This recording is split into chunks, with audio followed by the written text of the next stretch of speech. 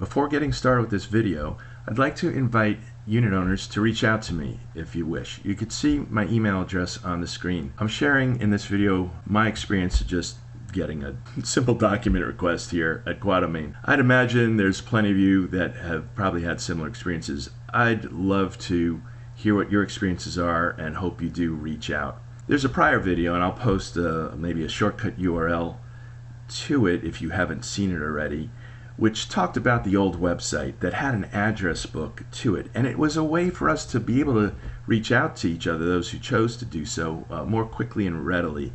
That is no longer available in Condo Control, and that is by design, and it's pretty sad. With that, let's get started. Today I want to talk about my experience of requesting a single document from REC. You know, we come out of a board meeting where they say, go to Condo Control and we're transparent. They talk about, you know, what was the issue of the day a few months back is the settlement agreement with Catania. I take the suggestions, take them on and about a couple months ago, on Monday, November 27th, just after Thanksgiving, on a Monday morning, I email to the office. Something simple, short. I'm requesting the Catania settlement agreement as it's now public information. Please either do one of three things. Send a PDF of it today, post it to Condo Control, and or notify me when you expect to post it. And 3, explain if for any reason the office will not provide it. Thanks, Eric. Couldn't be simpler. Well, you know, I had some patience. I know Rome wasn't built in a day, especially around here.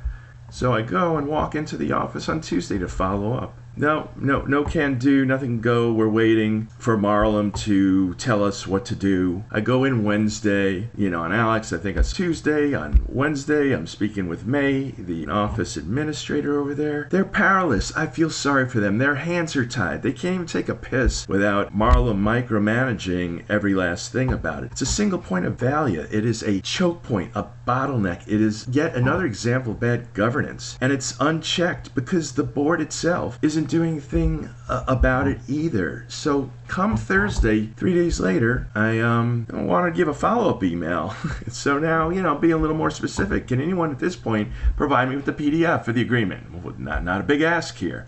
I assume, and now I've sent it also to QCA, where you know, it belong in that those towers. I assume both QCA and QRA are among the parties to the agreement. So now I'm sending an email to both parties. Cannot find the copy on the website. Had called the other office to no indication they have it on hand. I had written an email explaining the first email now to the board. So now the whole board knows. It's beyond just Marlum not answering. Monday I'm following up with the office. They claim to be waiting for Marlum to give a yes. She's freaking AWOL. It's a mind blow. Like, how does something so simple, I don't understand, that a simple business request could go unanswered for 3 business days. And there have been times where Marlum's played games. I've had other requests. This is not the first request. And she'll play games that, you know, well, they have up to 10 business days to apply. And all that is running the clock and stalling and be as bureaucratically wasteful as possible. I couldn't understand the motivations for it. I think it depends which Marlum you get that day and what mood she's in. And that's how a lot of decisions are made, are governed really by her mood. It's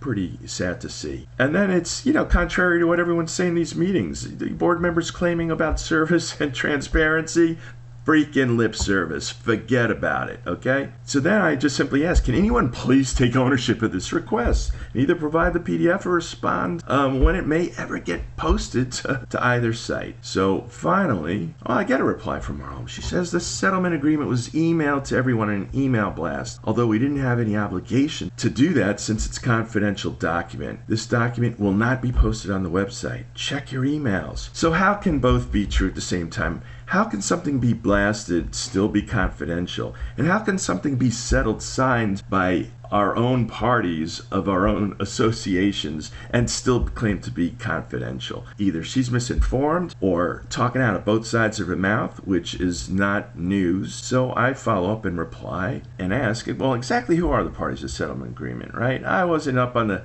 details. You know, I probably made the mistake of not being as active as I should and as formed as I should. So I'm following up. Okay, realizing who are the parties, what basis do you declare the settlement agreement to be confidential. In fact, all past settle agreements have been filed. It's just a prudent act. I challenge anyone to explain why this document is somehow confidential. Remember, this is not a reply to just Marlum anymore. The entire board can see it as well. I find now I'm commenting on their record access policy or the lack of one to be interesting, which in effect is that any office staff that receives the most obvious of any kind of public document request, no matter how small or trivial, is not allowed to lift a finger until Marlum is called as the sole gatekeeper.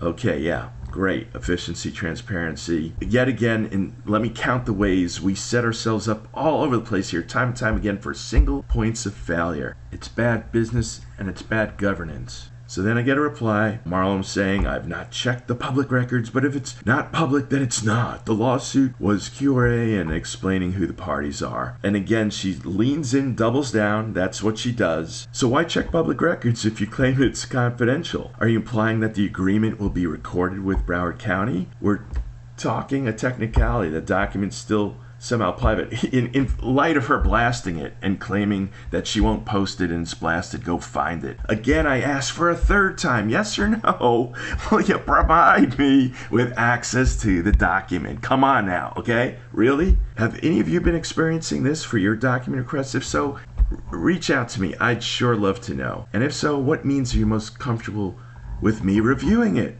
Still trying to be polite, still trying to be rational. Why was it only temporarily available via a link that is now since vanished? So what they've posted was temporary in nature. Then she goes, I don't have time for any of this. I don't have time for back and forth. We're not uploading the settlement agreement. You're free to look for it if it's on public records. We made it public once and that's it. She already admits to making it public but claims it's still private. And this is how you want to handle unit owner requests? And you wonder why unit owners have problems that are disgruntled? And when some are a little more vocal and speak out at meetings, what has she been doing lately? She escalated. On 2 occasions, we now have armed security at meetings. They have no clue what's going on. Everything is out of whack and they can't even keep control themselves. And everything's an optic problem to them.